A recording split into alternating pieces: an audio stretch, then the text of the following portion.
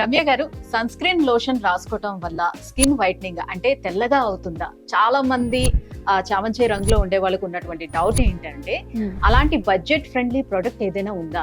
ఈ ఎండల్లో చూసుకుంటే కంపల్సరీ సన్ స్క్రీన్ అనేది చాలా అవసరం అండి. అంటే నేను ఇప్పుడు చెప్పబోయే సన్ స్క్రీన్ ఏంటంటే సన్ నుంచి ప్రొటెక్షన్ ఇవ్వడమే కాకుండా స్కిన్ అనేది వైట్ కావడానికి చాలా హెల్ప్ అవుతుంది అనమాట.